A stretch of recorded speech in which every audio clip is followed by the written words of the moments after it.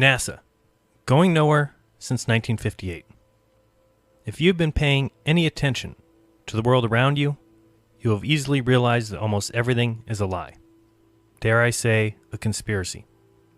The world is not at all what it seems. Some may see it, many do not. But to understand one lie, you need to recognize a few. We need to think of all the lies around us, because every piece of the American way of life has sold out to corruption, big business, and government. The media narrative and hypocrisy runs deep as they go about their business of easily corrupting minds with constant propaganda, to the point now where every news piece and story has been distorted beyond recognition. And yes, even science has been tainted.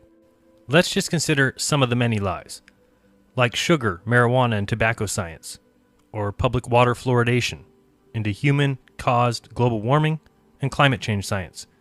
How about GMOs and Monsanto, which is now owned by Bayer, which leads to big pharma and medicine, drug makers keeping you sick rather than healing you, flu shots and vaccines rather than the medicinal use and healing power of plants, which makes them no money, a healthy diet instead of low-fat snack cakes and packaged foods that are just making us fat and sick, bringing fear porn with infectious diseases, measles outbreaks, and Ebola, which fuels the healthcare industry and medical malpractice, biotech, pesticides, the EPA, and the lies continue onto the oil industry and free energy, down to the very education system that teaches it, as well as a false history, pushing Big Bang and evolution as science, with their dinosaur and missing link frauds, or teaching Common Core, simply public indoctrination programs.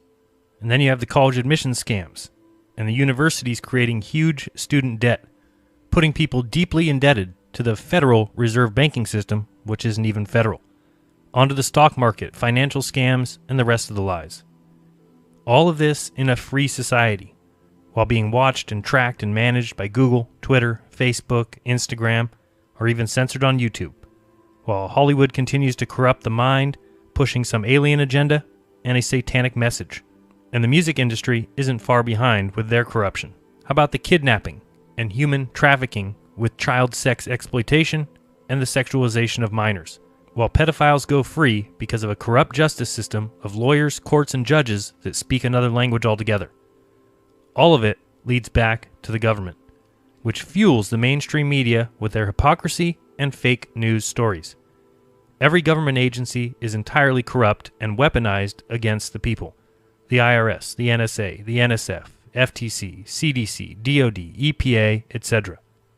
And who owns and operates the fake media juggernauts? Well, our very own CIA, who has been deeply involved with all the newspapers and magazines, just see Operation Mockingbird, pushing propaganda constantly with their incessant mainstream narrative, including press releases from government agencies, universities, corporations, and companies getting rich off government contracts.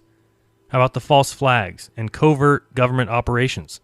Just see Northwoods, Gulf of Tonkin, Operation Paperclip, and thousands of others. The entire political scene with election fraud and dishonest polls, the whole left versus right two-party system, pitting citizens against each other, or the entire CIA involvement in the military-industrial complex, as more war, more conflict equals more money and more growth. Or the so-called war on drugs. Our own federal government has been engaged in a shady operation of alliances with the world's largest drug cartels. Our incarceration percentage has grown by 6 times since Nixon declared a war on drugs in 1971. When planes took arms to the Contras in Nicaragua, these same planes returned with cocaine, shielded from law enforcement by the CIA. Yeah, an illegal drug trade. Just another pointless sham proving our own CIA is engaged with criminals and is criminal itself. Just look at the weapons and arms dealings of the CIA while actively trying to take yours.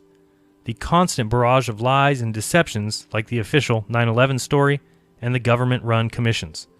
So many lies, and I could do a film on each one of those separately, and perhaps I will. But this film asks you one important question. If they lie to you about all that, if they have deceived you at every possible turn, what makes you think that they're telling you the truth about space? You see, sometimes people want to know the truth, but many times they do not. They like the idea of truth, but not the actual, real truth.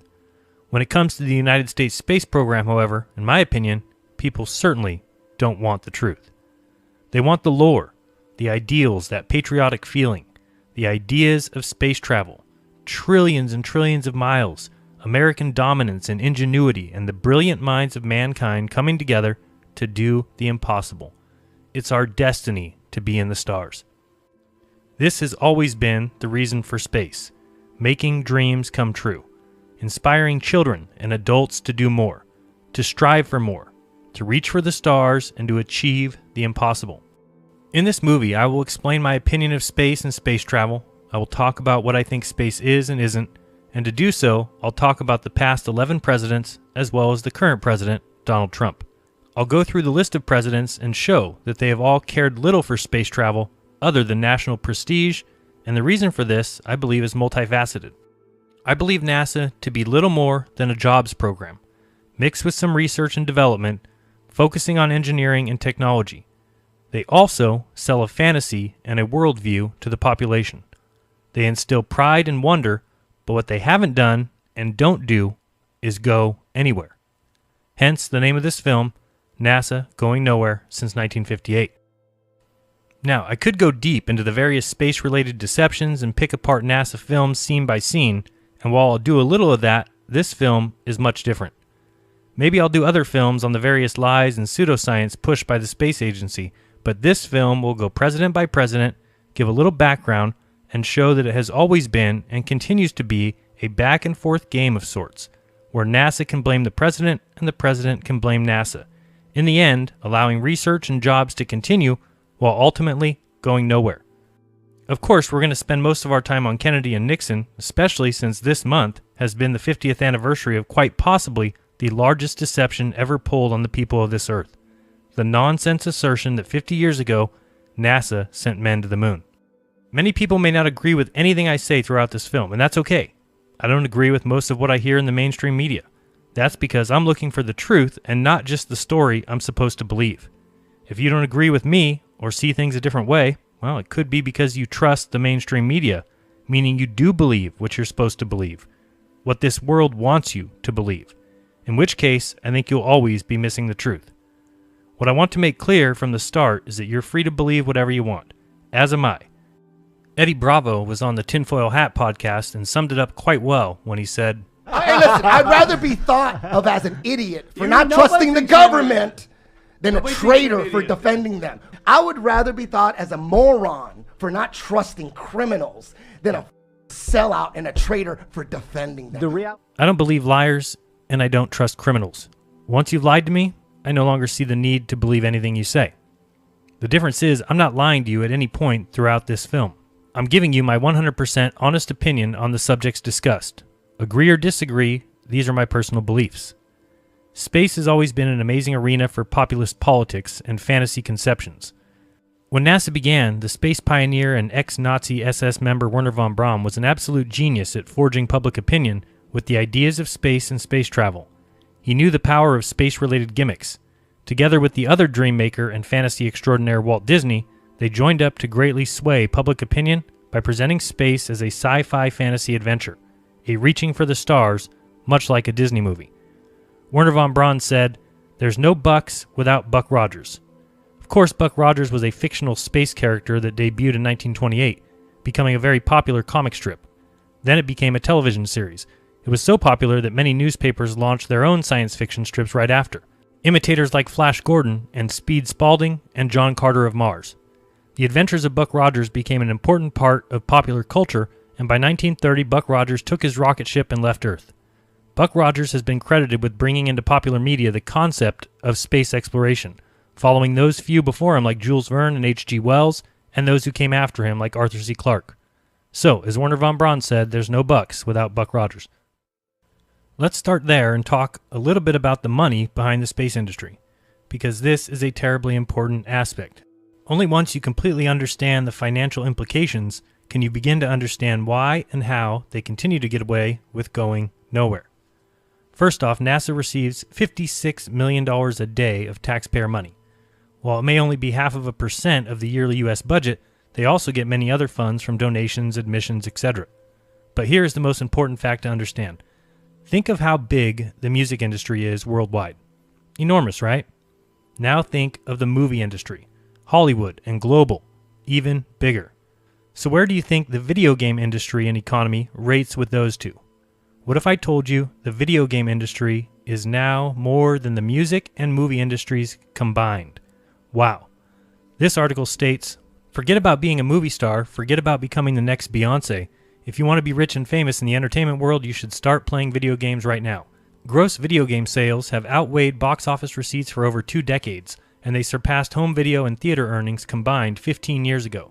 The video games industry has earned more revenue than the movie and music industries combined every year for the past 8 years. That's right, video games have passed the music and movie industry 15 years ago and have earned more revenue than the movie and music industries combined every year for the past 8 years. In 2018, the video game industry raked in $137 billion. That's $70 billion in mobile, $14 billion in tablet games, $56 billion in smartphone games, $33 billion in PC games, $4 billion in browser PC games, $28 billion in boxed and downloadable PC games, and over $34 billion in console video games, a total of $137 billion for that year. A huge industry compared to the movie industry, which only brought in $43 billion. Even if you include home entertainment and home theater, you still don't reach the video game industry. And music is less than half of the movie industry at only $20.5 billion. Crazy business, huh? Can you imagine one of those industries just going away because people realized it was all a fraud? Well, not really, because people know those industries are entertainment industries, selling fantasies, right? So where do you think the space industry stands compared to music, movies, and video games? What if I told you it is almost double all of them combined? Shocked? Well, you should be. The space industry was at $385 billion in 2017. Video games were at $137. Video games plus the movie industry, plus the home entertainment industry, plus the music industry don't even reach the space industry. So now you can start to see why presidents stand behind it, why it is needed, because it makes so much money and creates so many jobs. Whether anyone goes anywhere or not, as long as you believe that they have gone somewhere or eventually will, the space economy continues to grow and thrive. So where do we go, Obama? The moon? Mars? You and I know this is a false choice. We have to fix our economy. We need to close our deficits, but for pennies on the dollar, the space program has fueled jobs and entire industries. For pennies on the dollar, the space program has improved our lives, advanced our society, strengthened our economy, and inspired generations of Americans. And I have no doubt that NASA can continue to fulfill this role. Both of these articles claim that the space industry will soon be a $1 trillion industry. From Space News, it says, forecasts that predict the space industry to grow to $1 trillion by the 2040s will require the development of new markets, even with the modest annual growth rates needed to achieve the goal. A panel session on June 26th at Space Frontier Foundation's New Space 2018 conference here noted that several reports in the last year by investment banks predicted that the global space economy, currently valued at about $350 billion, could grow to $1 trillion or more in the 2040s. And from the Office of Space Commerce, it says, today the global space economy is roughly a $400 billion economy, of which about 80% is commercial activity, and the United States claims a little less than half of that commercial activity. We used to think about space activities being concentrated in a few key areas, in Florida and California, and in this great state of Texas. But the fact is that there's not an area of this country these days that isn't deeply affected by the space industry. That's very exciting, and it is a very promising time for the space industry as we have the convergence of leadership, finance, and technology that is creating opportunity at unprecedented speed. We used to think about space as an area where some new development was a decade away, but in fact these days it might be just 2 years or 2 months away. Of course, always in the future. Not here yet, but it'll be here soon. Hi, I'm George Jetson, and I live in the 21st century. That's Elroy. You have to watch him or he'll track up the ceiling. Here I'm dropping Judy off at school. Blondes away! Oh, that's Janie, my wife. Rosie! Coming, sir. Are you starting to see NASA's role yet? Can you tell what importance NASA has? Make money, create jobs, inspire Americans, inspire the world, sell fantasy, but going anywhere isn't the important thing. whether it's in 1980 for those around in 1960, or in 2000 for those of us who were around in 1980, or in 2020 for those people living in the year 2000, or in 2030 or 2040 for those of us living now. We will be going to Mars, we will return to the moon, we will launch a James Webb telescope, we will land and mine asteroids, we will redirect an incoming meteor, we will send another rover to Mars, we will have a colony, we will have a lunar base and launching pad, we will have a drone fly above the moons of Saturn. We just need more money and more time. We will continue to provide jobs, we will continue to inspire, we will continue to innovate, and we will continue doing what we've always done since 1958. Going nowhere. So who knows about the deception, you ask? Do the presidents know? To be honest, I have no idea. It's just another lie that is told to the world population. One of the many, many deceptions. And who knows about it? I'm not exactly sure. But now, if you just think about it and look at what NASA has really provided, inspiration, you'll see it doesn't really matter who knows. Who knows that fluoride is harmful? Do dentists? Well, some, but they were taught it is essential to health. Do the presidents know? I don't have a clue. But all that's important is that I know and remove it from my life, much like I've done with the NASA storytelling. I know they aren't on Mars, and I know they aren't going there. I know no man has walked on the moon, and no man will. I've come to grips on that reality. Maybe some presidents know, others may not, but all of them realize the importance of telling people we have gone and will go again. Carl Sagan said, "One of the saddest lessons of history is this. If we've been bamboozled long enough, we tend to reject any evidence of the bamboozle. We're no longer interested in finding out the truth. The bamboozle has captured us. It's simply too painful to acknowledge, even to ourselves, that we've been taken. Once you have given a charlatan power over you, you almost never get it back." Again, to realize this fraud, you have to first accept that you've been lied to, and are being lied to. What will that take? Well, I'm not sure exactly. The evidence is everywhere. How about the quote by William Casey? And despite what you may hear elsewhere, it has been verified by a source who was there that the then CIA director, William Casey, actually said in 1981, "We will know our disinformation program is complete when everything the American public believes is false."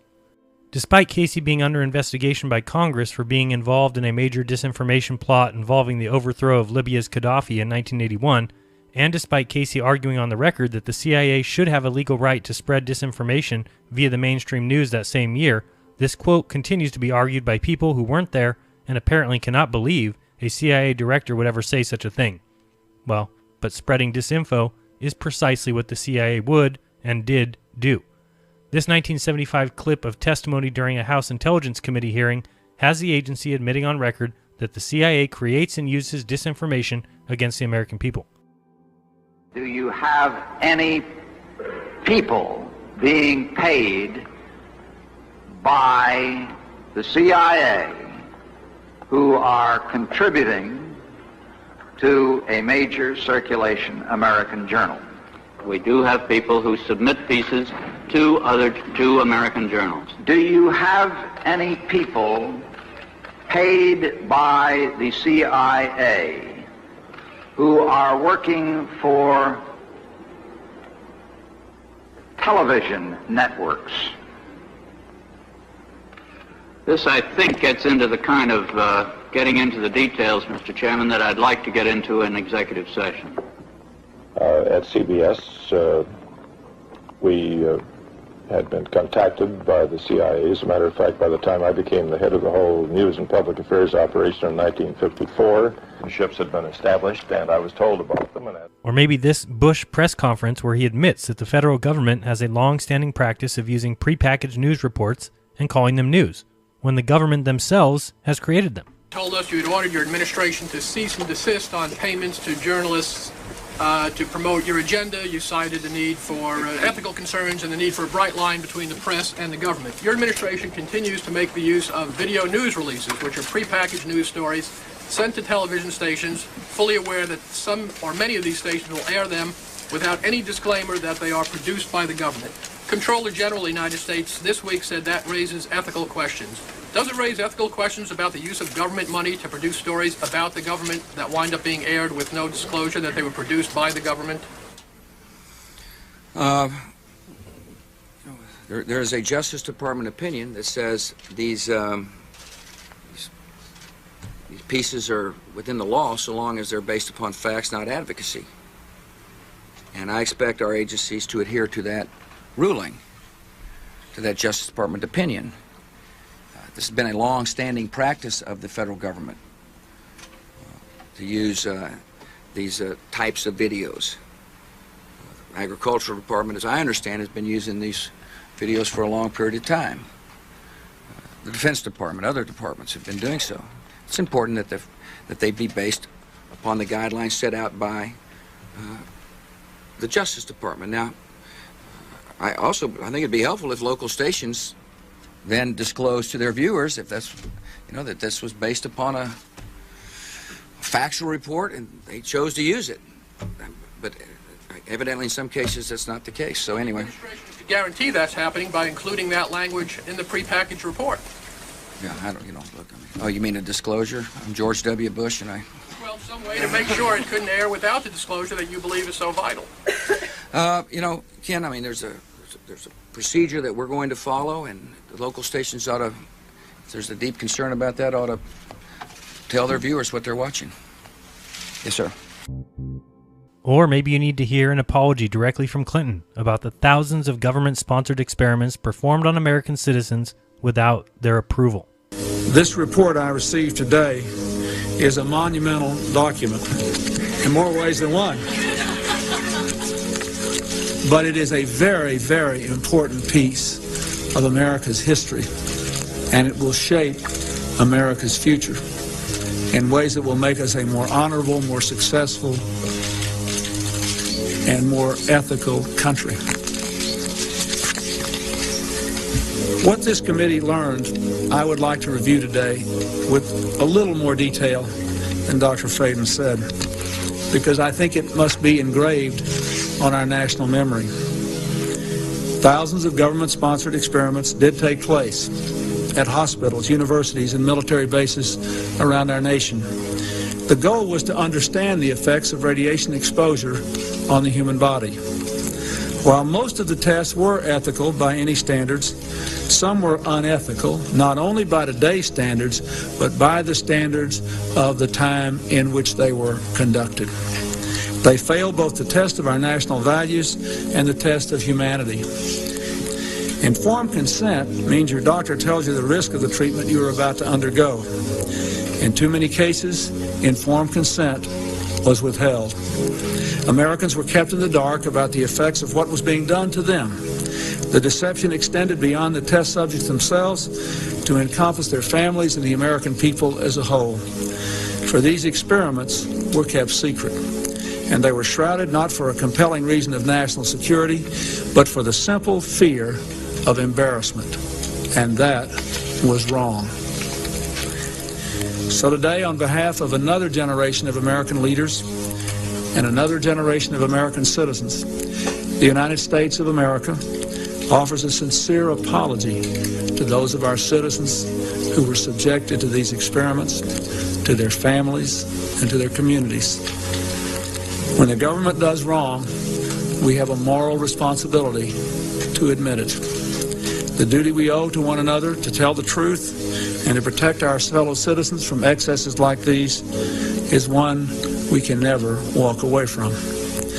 Our government failed in that duty, and it offers an apology to the survivors and their families, and to all the American people who must be able to rely upon the United States to keep its word, to tell the truth, and to do the right thing. Perhaps you need to read the released CIA documents stating that the CIA considered enlisting mafia gunmen from Sam Giancana's Chicago outfit to take out Castro. Luckily, Robert Kennedy was opposed to that plan, worrying that such a service rendered would make Giancana difficult to prosecute in the future. And as part of the anti-Castro Operation Mongoose, the CIA floated the idea of an Operation Northwood-style false flag attack on American soil in order to discredit Castro. We could develop a communist Cuban terror campaign in the Miami area, in other Florida cities, and even in Washington. We could sink a boatload of Cubans en route to Florida, real or simulated. We could foster attempts on lives of Cuban refugees in the American states, even to the extent of wounding in instances to be widely publicized. Exploding a few plastic bombs in carefully chosen spots, the arrest of a Cuban agent and the release of prepared documents substantiating Cuban involvement also would be helpful in projecting the idea of an irresponsible government. Which government do you think is irresponsible? And lastly, we can see that the CIA and NASA have been up to no good from the start. After Francis Gary Powers was shot down over the Soviet Union during a CIA spy flight on May 1st, 1960, NASA issued a press release with a cover story about a U-2 conducting weather research that may have strayed off course after the pilot reported difficulties with his oxygen equipment. To bolster the cover-up, a U-2 was quickly painted in NASA markings with a fictitious NASA serial number and put on display for the news media at the NASA Flight Research Center at Edwards Air Force Base on May 6, 1960. The very next day, Soviet Premier Nikita Khrushchev exposed the cover-up by revealing that the pilot had been captured and confessed, and espionage equipment had been recovered from the wreckage. It was not until April 2, 1971, that NASA received 2 U-2 aircraft for high-altitude research. These, of course, were the first U-2s to actually be operated by NASA, as opposed to the CIA or the U.S. Air Force. Now, all of this is meant to show you that you've been lied to, and you have every right to question what liars and criminals tell you, especially when they put it in textbooks and force it into the minds of children and put it in the mainstream news daily, which, of course, is made up of only some CIA employees. So the lies are obvious and the lies are many, but do you still believe them about space? Well, I don't. And now we can begin with the presidents. So why the presidents? Well, the president is not only commander-in-chief, he's the commander-in-chief of NASA. NASA is an administrative function in our government, and it reports directly to the President of the United States. It is the president and his staff that set NASA's agenda and request the budgetary resources needed to carry it out. So no one other than the president ultimately has greater influence over the direction and the pace of the U.S. space efforts. Congress then has to approve it, but normally makes little to no changes to the presidential recommendations. When it comes to the presidents, in my mind, the job is pretty simple. You toe the line, you make a splash if you need it for re-election, celebrate the so-called achievements to show that you care, speak softly of tragedies, but ultimately you can't make NASA do anything or go anywhere. Up first is Dwight D. Eisenhower, president from 1953 to 1961. His vice president, of course, was Richard Nixon, hand-selected by Prescott Bush. He announced in 1955 that the U.S. would launch a satellite a few years in the future. I guess it takes a long time. But he was beat to the punch when Russia launched Sputnik in 1957. They say this is why he signed legislation that started NASA, but he wasn't too worried about Sputnik as he called it one small ball in the air. But the public was scared, so NASA to the rescue. He didn't think we needed a civilian space company, thought everything should go through the DoD, but Nixon and LBJ convinced him. Remember, the Texas connection. Prescott handpicked Nixon, and LBJ was the Senate Majority Leader. Eisenhower believed anything space should be all DoD, so much so that he decided the astronauts should be all military. Makes sense, right? Guys who have taken an oath of secrecy? But he saw what Russian propaganda had done, and so followed the leader.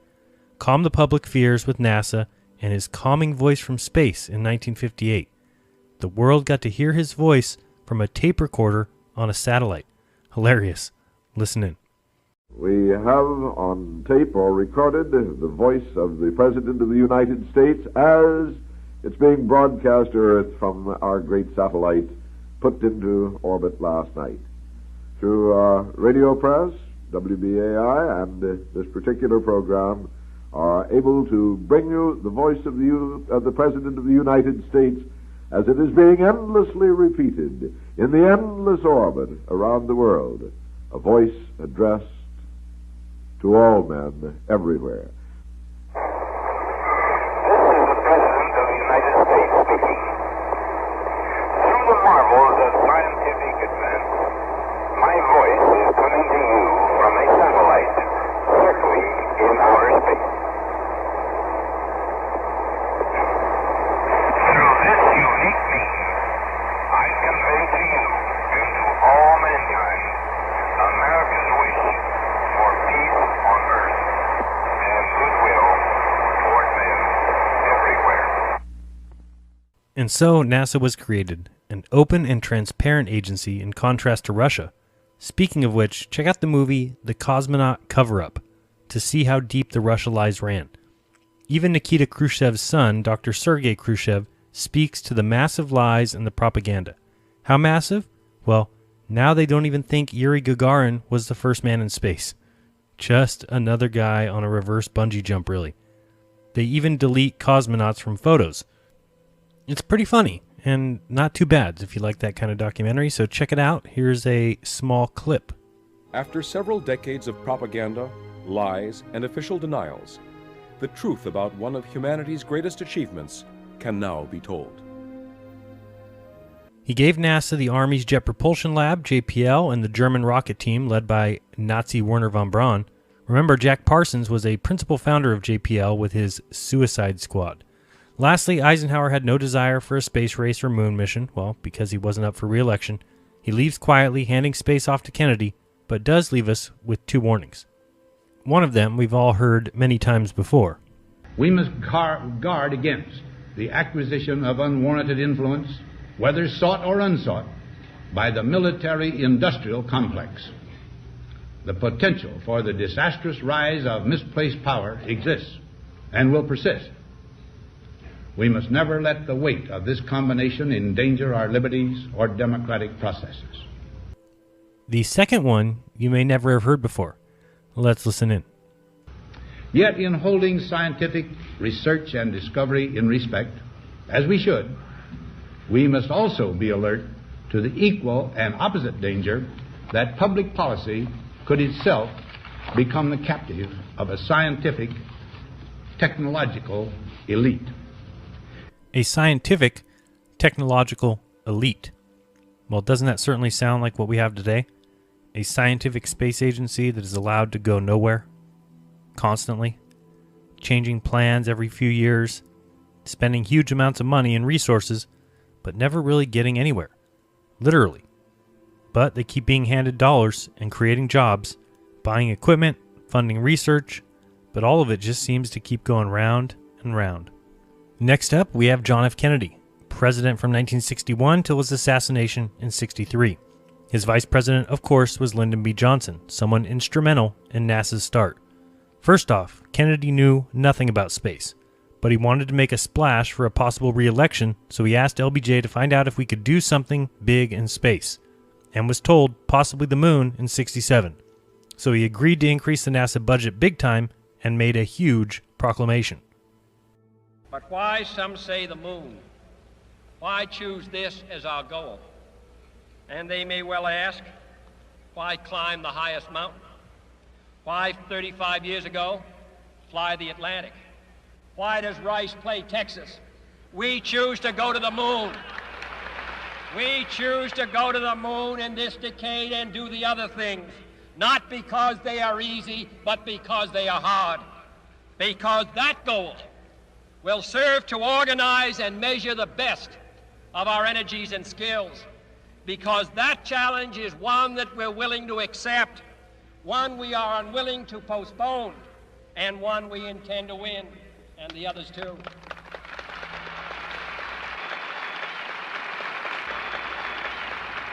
If we shall send to the moon 240,000 miles away from the control station in Houston, a giant rocket more than 300 feet tall, the length of this football field, made of new metal alloys, some of which have not yet been invented, capable of standing heat and stresses several times more than have ever been experienced, fitted together with a precision better than the finest watch, carrying all the equipment needed for propulsion, guidance, control, communications, food, and survival, on an untried mission to an unknown celestial body, and then return it safely to Earth, re-entering the atmosphere at speeds of over 25,000 miles per hour, causing heat about half that on the temperature of the sun, almost as hot as it is here today, and do all this, and do all this, and do it right, and do it first before this decade is out, then we must be bold. He wasn't even technologically minded, but certainly bold. And so he declared it, but even NASA Administrator James Webb knew that statement was trouble. Remember, Kennedy announced the moon in May of 1961. But listen to this convo, things weren't looking so good. But Kennedy had already said it and was hoping for this to help his re-election. He even states in this off-the-record meeting that he is not interested in space.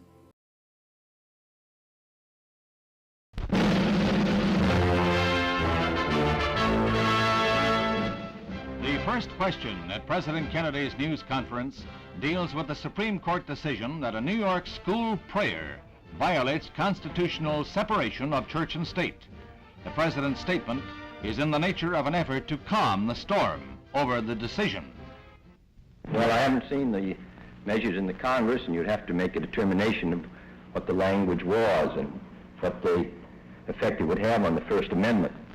The Supreme Court has made its judgment. A good many people obviously will disagree with it. Others will agree with it.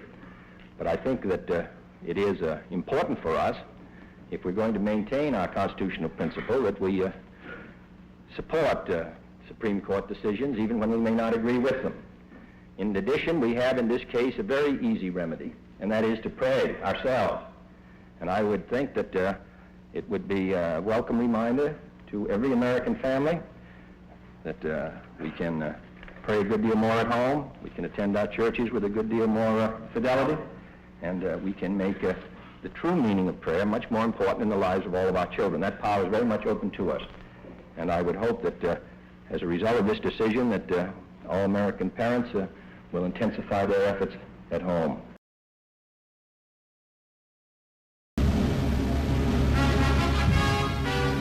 President Kennedy makes news on many fronts in his weekly press conference.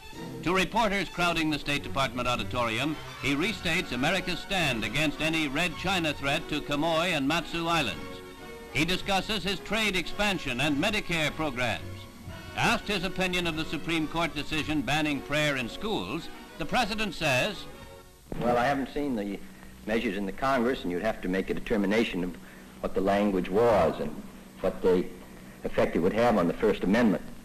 The Supreme Court has made a judgment. A good many people obviously will disagree with it. Others will agree with it. But I think that it is important for us, if we're going to maintain our constitutional principle, that we support Supreme Court decisions even when we may not agree with them. In addition, we have in this case a very easy remedy, and that is to pray ourselves. And I would think that it would be a welcome reminder to every American family that we can pray a good deal more at home, we can attend our churches with a good deal more fidelity, and we can make the true meaning of prayer much more important in the lives of all of our children. That power is very much open to us. And I would hope that as a result of this decision that all American parents will intensify their efforts at home.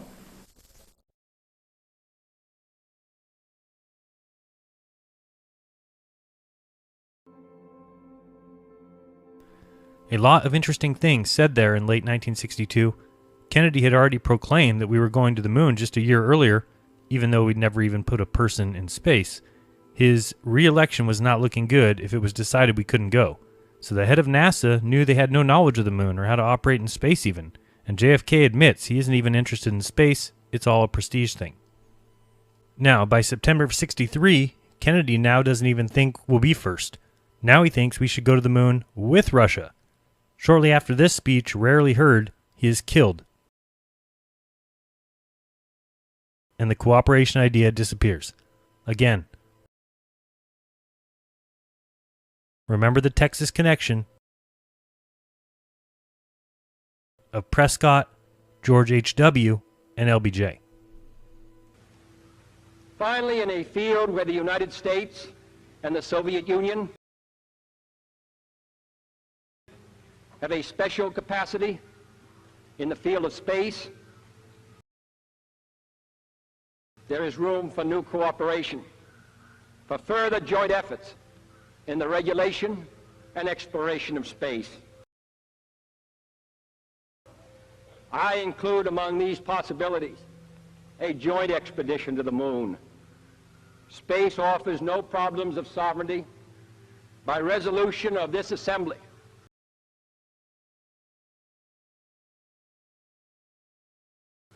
the members of the United Nations have forsworn any claim to territorial rights in outer space or on celestial bodies, and declared that international law and the United Nations Charter will apply. Why, therefore, should man's first flight to the moon be a matter of national competition? Why should the United States and the Soviet Union in preparing for such expeditions.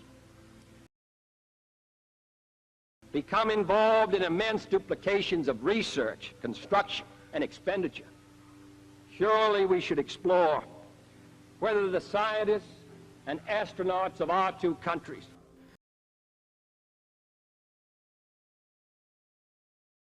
Of course, Kennedy is killed and the space race is back on.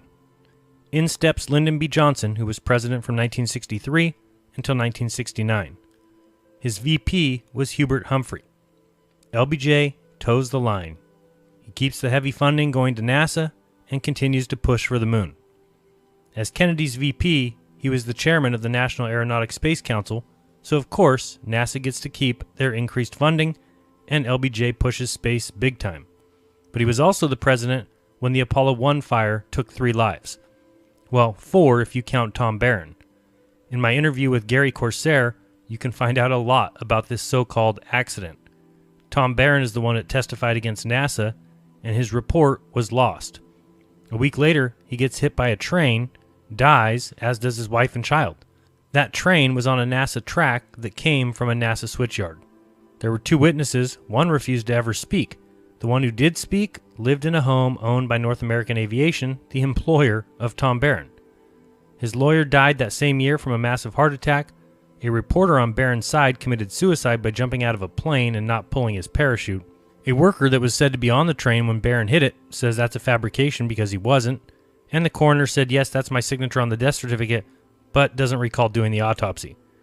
Also, Johnson allowed NASA to do its own investigation into the accident of Apollo 1. And remember, it was Johnson who was the one who started the Great Warren Commission, who of course concluded that Lee Harvey Oswald was the lone gunman. Good old LBJ. And then came Nixon, finally becoming president from 1969 to 1974 before resigning. He had 2 vice presidents, Spiro Agnew, before he resigned, and then Gerald Ford. We all know that he spoke via telephone to Neil and Buzz while they were on the moon 240,000 miles away. I'm talking to you by telephone from the Oval Room at the White House. And this certainly has to be the most historic telephone call ever made from the White House. I just can't tell you how proud we all are of what you have done. For every American, this has to be the proudest day of our lives. And for people all over the world, I am sure that they too join with Americans in recognizing what an immense feat this is. Because of what you have done, the heavens have become a part of man's world.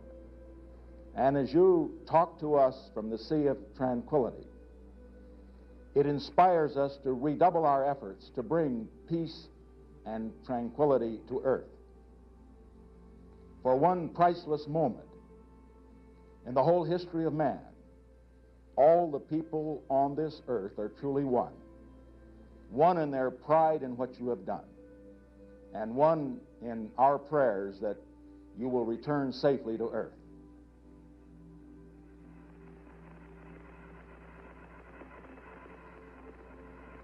Thank you, Mr. President. It's a great honor and privilege for us to be here representing not only the United States, but men of peace of all nations, and with interest and a curiosity and with a vision for the future. Honor for us to be able to participate here today. And thank you very much, and I look forward, all of us look forward to seeing you on the Hornet on Thursday. He's also the one that got the shuttle rolling and gave it to California, well, because jobs equals votes, and it worked. Von Braun wanted Mars, but Nixon said no. He won re-election quite easily and kept the public occupied with the moon. So they kept their eyes off of what was going on in Vietnam, and it was a great distraction. Nixon said, I don't give a damn about space. I'm not one of those space cadets, and he actually never made any kind of a space speech. However, in a time of turmoil, he felt that U.S. citizens needed heroes, and who better than American astronauts. In stepped Gerald Ford, who was never elected president or even vice president. He was president from 1974 to 1977. His vice president was Nelson Rockefeller, also not elected, but selected. He was only president for 3 years and didn't care much about space. He also renamed the first shuttle, which was originally named Constitution, but Ford renamed it Enterprise in 1976 to honor Star Trek, its fans, and its impact on society. Again, celebrating the idea of space. He had no plans for any kind of return to the moon or Mars. For the time being, the shuttle was enough to keep people happy. And of course, if you're looking for the connections, he was a Warren Commission member and also selected George Herbert Walker Bush as the head of the CIA. Let me call to express my very great admiration for your hard work, your total dedication in preparing for this first joint flight. It's taken us many years to open this door to useful cooperation in space between our two countries. And I'm confident that the day is not far off when space missions made possible by this first joint effort will be more or less commonplace. And may I say, in signing off, here's to a soft landing. Next up, Jimmy Carter became president from 1977 to 1981. His vice president was Walter Mondale. Neither of these guys were big fans of space. In 1979, Carter considered canceling the shuttle program altogether, since it had so many issues like every single NASA program ever. But as usual with NASA, so much money had already been spent on the shuttles that he had to let it continue. He did do his job, however, as stated before, congratulated astronauts and towed the company line. NASA continued going nowhere. In one of the funniest videos ever, watch this Space Foundation public service announcement with Gerald Ford and Jimmy Carter. I don't know if we're supposed to believe that they're actually talking to each other via some satellite, or if we're supposed to think this is in real time, but it is pretty funny if we are supposed to be buying this absolute nonsense. Good afternoon, Mr. President. It's a lovely day here in Georgia. Good morning, Mr. President. It's a nice day here in California. California? I could swear we were right next to each other. With a communications satellite, we can be. That's one way space technology impacts on life here on Earth. Television, telephone, and radio signals bounced off satellites bring people together who are thousands of miles apart. They bring us world events as they're happening. They help us educate, entertain, and inform. But communications satellites are only one of the thousands of practical applications of space technology. In the months ahead, you'll be hearing about remarkable advances in the diagnosis and treatment of heart disease and cancer. New ways to generate electricity and control pollution. All of them spin-offs of space technology. That's why Jimmy Carter from Georgia and Gerald Ford from California agree. Space technology has down-to-earth benefits for everyone. That's pretty funny. I honestly thought at first that was a Saturday Night Live skit. In the coming months, we will be curing cancer, reducing heart disease, mining diamonds from Pluto, and making puppies fly. All because of the thousands of practical benefits of space technology. Oh boy, do you believe it? Then came Ronald Reagan, the actor, who was president from 1981 to 1989. His vice president was George Herbert Walker Bush. Of course, as expected, he was a fan of space, cheering on the shuttles, celebrating NASA's past glory, but never really pushing for the moon or Mars. People were content with the shuttle, for now, going where the shuttles went, nowhere. He was president for the Challenger disaster, so launches were postponed for a while. He also proposed a Strategic Defense Initiative, which was going to be a network of missiles and lasers in space and on the ground to protect the USA. The program was called Star Wars and considered very unrealistic. It was and never came to be. America is going to space again, and we're going there to stay.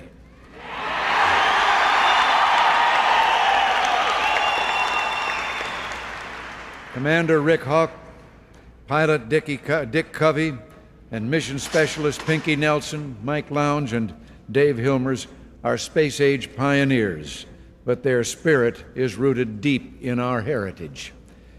We're a nation born of pioneers, and we'll always create our future on the frontier. Americans can live no other way. Our early settlers knew great risks and made great sacrifices, but with their sacrifice, they moved the frontier forward and built a great nation. Neither can we stand still, nor be content, and we're not afraid. Ill fortune can slow us down, but it can't stop us. You can delay our long trek to greatness, but you cannot halt it. How better can we pay tribute to those who came before us than by continuing their quest for knowledge, their struggle against limits, by continuing to push toward the far frontier? Mr.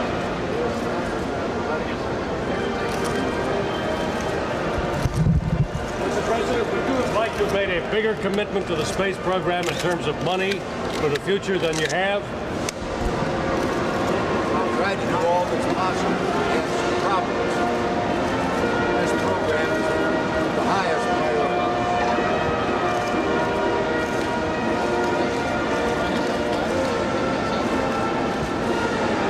To expand human knowledge of the atmosphere and space, and to pursue the practical benefits gained from these activities in order to improve the lot of mankind. Men and women of NASA, well done.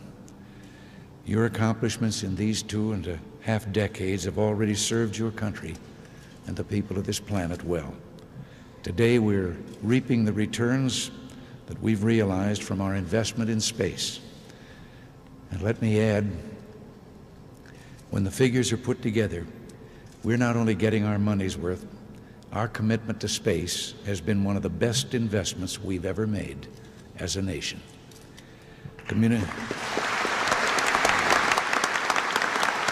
Perhaps NASA's greatest gifts have been the moments of greatness that you've allowed all of us to share.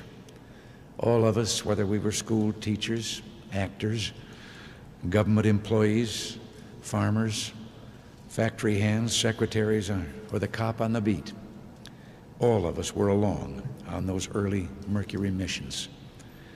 We were part of the NASA team launching probes into deep space to chart the unknown, to photograph the rings of Saturn and the surface of Mars.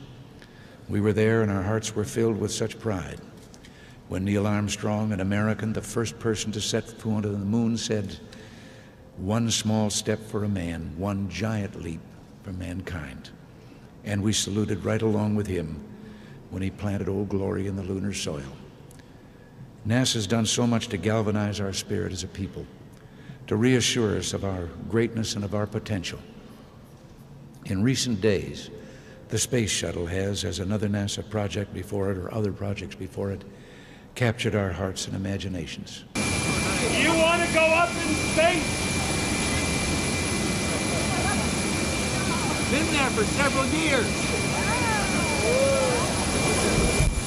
Well, I agree with you on that. The actor certainly played his part. He towed the line, kept the dreams alive, he celebrated the past and talked about going to the stars for good. I'm sure NASA was quite pleased. Next was Mr. Texas himself, George Herbert Walker Bush. He was president from 1989 to 1993. His vice president was Dan Quayle. Poppy Bush was a huge fan of space and had big dreams for NASA, ordering a big bump in NASA funds. He had big ideas, probably hoping for re-election, so he ordered the Space Exploration Initiative to send NASA to the moon and onto Mars. First, for the coming decade, for the 1990s, Space Station Freedom, our critical next step in all our space endeavors, and next, for the new century, back to the moon, back to the future, and this time, back to stay. And then,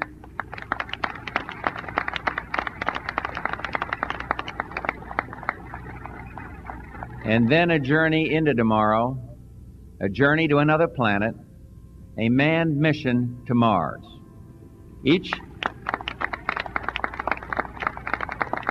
But it was a big failure, big surprise. As soon as it was announced, Gore mocked it when he said, "By proposing a return to the moon and a manned base on Mars with no money, no timetable, and no plan, President Bush offers the country not a challenge to inspire us, but a daydream to briefly entertain us. A daydream about as splashy as a George Lucas movie with about as much connection to reality." What George Bush had said was, "I am pleased to announce a new age of exploration, with not only a goal, but also a timetable. I believe that before Apollo celebrates the 50th anniversary of its landing on the moon, the American flag should be planted on Mars." George H.W. Bush, May 1990. But after Gore mocked it, he ordered a 90-day study into the feasibility of his statements, and NASA came back and said 30 years and $500 billion. That was, surprise, 30 years ago, and NASA has gone nowhere. And so again, big plans, big dreams, and NASA continues on, going nowhere. Before the 50th anniversary, a flag should be on Mars. Well, NASA can't even go back to the moon. Have they ever been to the moon? Well, the evidence alone should tell you the answer to that question. And then there was Bill Clinton, president from 1993 to 2001. His vice president was Al Gore. Immediately, he killed the space exploration initiative of his predecessor and brought things back down to Earth. Said we should send robots to Mars and kept the space station funded, even though, again, it was way over budget and well behind schedule, a NASA specialty. NASA did announce during his presidency that they might have found life on Mars, but nobody really cared, and nothing ever came of it. He did, however, have something funny to say to Neil deGrasse Tyson. The most valuable thing I had for perspective in politics in the White House was the moon rock. I was going to ask you about when we celebrated the 30th anniversary of the walk on the moon in 1999. NASA came in with a vacuum-packed, glass enclosed moon rock that was taken off the moon in 1969 that had since been carbon dated at 3.6 billion years old.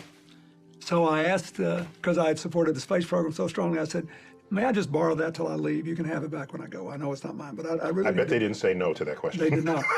So when you see these television coverage of the president meeting with a foreign leader or whatever in the Oval Office, there's two chairs and then there's this two couches and there's always a table between the couch. I put the moon rock on the table. And for the next 2 years, when we'd have like Republicans and Democrats in or people on two sides of any issue, and they'd start really, really getting out of control, I'd say, wait. You see that moon rock? It's 3.6 billion years old. Now, we're all just passing through here, and we don't have very much time. So let's just calm down and figure out what the right thing to do is. And it worked every single time. They looked, most That's everybody. a cosmic perspective sitting in the middle of your They were looking table. at an object that existed at a time they could hardly imagine. And it just gave them that little bit of space in their mind and spirit to try to figure out, okay, let's go at this one more time. And that's what we got to keep doing. We just have to keep moseying around both out there and in here. And, if you just keep stumbling toward Jerusalem, good things happen. I mean, I may be wrong about it, but that's what I think. I just think, I'd give anything to be 20 again. I'd give up having been president and gamble on my chances in the future if I could live another 80 or 90 years just to see what's going to happen. Just to see it. Just to see it. It's amazing what's going to happen. Yeah, it's all about the ideals of space, the idea behind the moon rock. That, by the way, was carbon dated to billions of years. I guess Neil missed that too. Look up carbon dating. It has a max of about 50,000 years, and that's even if you believe that. One of our young astronauts, 13-year-old Wayne Gussman from New Orleans, sees a future where being an astronaut will be like, and I quote, driving a car. Everyone will do it. That's a great dream. But that and our other dreams are clearly the natural extensions of the space program which began a generation ago. The direct descendants of the dreams of the three men we are here to honor today. Then came George W. Bush, president from 2001 to 2009 with Vice President Dick Cheney. New president, new plan. Gets pretty repetitive, doesn't it? In 2004, just in time for re-election, Bush laid out his vision for space exploration, which, like his father, did set a direction and a timetable. Direction to the moon by when? 2020. Guess what? It ain't happening. That moon mission would be a stepping stone to Mars, said Bush. This may have been in response to NASA's 2003 report that blamed the Columbia disaster on the presidents, saying that there had been a failure of national leadership in not replacing an aging shuttle and not providing a strategic vision to guide U.S. civilian space activities. Well, NASA got what it wanted and still has gone nowhere. Bush also started the Constellation program, which would include a new spacecraft called Orion, a lunar lander, and new rockets. But it also never came to be. This time changed by the next president. Any patterns here? Our third goal is to return to the moon by 2020 as the launching point for missions beyond. Beginning no later than 2008, we will send a series of robotic missions to the lunar surface to research and prepare for future human exploration. Using the Crew Exploration Vehicle, we will undertake extended human missions to the moon as early as 2015, with the goal of living and working there for increasingly extended periods of time. More goals, more fails. It's a never-ending saga, always coming in the future. Then came Barack Obama, president from 2009 to 2017, his vice president, creepy Joe Biden. Obama almost immediately got rid of the Constellation program of George Bush in 2010. Instead of going to the moon, Obama wanted to begin construction on landers for a 2030s trip to Mars, and for humans to visit an asteroid by 2025. Obama upped the budget for NASA to help them actually go somewhere. However, still, they've gone nowhere. By the mid-2030s, I believe we can send humans to orbit Mars and return them safely to Earth. And a landing on Mars will follow, and I expect to be around to see it.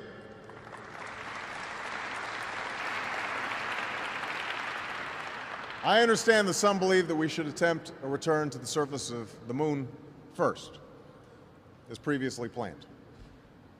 But I just have to say, pretty bluntly here, we've been there before. Buzz has been there. There's a lot more of space to explore and a lot more to learn when we do. So I believe it's more important to ramp up our capabilities to reach and operate at a series of increasingly demanding targets while advancing our technological capabilities with each step forward. And that's what this strategy does. And that's how we will ensure that our leadership in space is even stronger in this new century than it was in the last.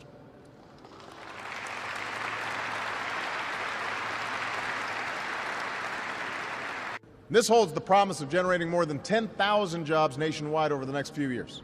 And many of these jobs will be created right here in Florida because this is an area primed to lead in this competition.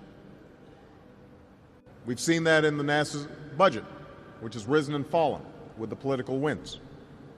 But we can also see it in other ways, in the reluctance of those who hold office to set clear, achievable objectives, to provide the resources to meet those objectives, and to justify not just these plans, but the larger purpose of space exploration in the 21st century.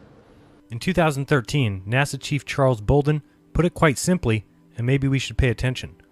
Bolden warned of the importance of staying on target with space exploration. He said that if the next administration tries to change course and get NASA to lead another manned expedition to the moon, that it means we are probably, in our lifetime, in the lifetime of everybody sitting in this room, we are probably never again going to see Americans on the moon, on Mars, near an asteroid, or anywhere. We cannot continue to change the course of human exploration. And yet, that's what they keep doing. Going nowhere. And last, our current president, Donald Trump, who became president in 2017 with Vice President Mike Pence. He's not sure what he wants. He has said both, almost demanded both. He even offered NASA an unlimited budget if they could send men to Mars by the end of his first or second term, and was told no, they couldn't. So with unlimited time frames and unlimited budgets, NASA still goes nowhere. How long will this last? Finally, we must think big and dream even bigger. In America, we understand that a nation is only living as long as it is striving. We will no longer accept politicians who are all talk and no action, constantly complaining, but never doing anything about it.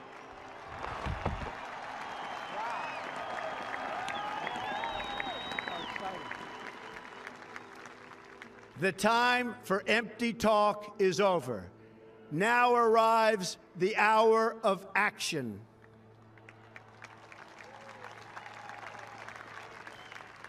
Do not allow anyone to tell you that it cannot be done. No challenge can match the heart and fight and spirit of America. We will not fail. Our country will thrive and prosper again. We stand at the birth of a new millennium, ready to unlock the mysteries of space, to free the Earth from the miseries of disease, and to harness the energies, industries, and technologies of tomorrow. A new national pride will stir our souls, lift our sights, and heal our divisions. Well, we will wait and see. He said the time for talk is over. He tried to give NASA an unlimited budget and they failed. So now the direction has changed. Donald Trump now wants to send NASA to the moon. Just as the United States was the first nation to reach the moon in the 20th century, so too will we be the first nation to return astronauts to the moon in the 21st century. And I'm here on the President's behalf to tell the men and women of the Marshall Space Flight Center and the American people that at the direction of the President of the United States, it is the stated policy of this administration and the United States of America to return American astronauts to the moon within the next 5 years. And that's why today, the National Space Council will send recommendations to the President that will launch a major course correction for NASA and reignite that spark of urgency that propelled America to the vanguard of space exploration 50 years ago. As you will hear, in these recommendations, we will call on NASA not just to adopt new policies, but to embrace a new mindset. That begins with setting bold goals and staying on schedule. To reach the moon in the next 5 years, we must select our destinations now. NASA already knows that the lunar South Pole holds great scientific, economic, and strategic value. But now it's time to commit, to go there. And today, the National Space Council will recommend that when the first American astronauts return to the lunar surface, that they will take their first steps on the moon's South Pole. And here's the other thing that should be obvious. 5 years from 2019 is 2024, which will be exactly when Trump and Pence will be leaving office if they're at the end of the second term. And again, this will just get pushed onto the next president, who will come out and announce a new directive, and NASA will go back to doing exactly what they've done since 1958, going nowhere. Okay, thank you very much. For almost 6 decades, NASA's work has inspired millions and millions of Americans to imagine distant worlds and a better future right here on Earth.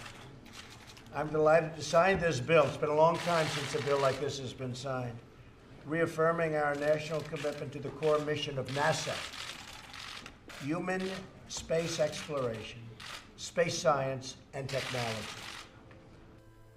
All right, so in this film, we covered a few things. We discussed lies and deceptions and realized the world is not what we were taught. We discussed how large the space industry is and why it can continue to operate without actually going anywhere.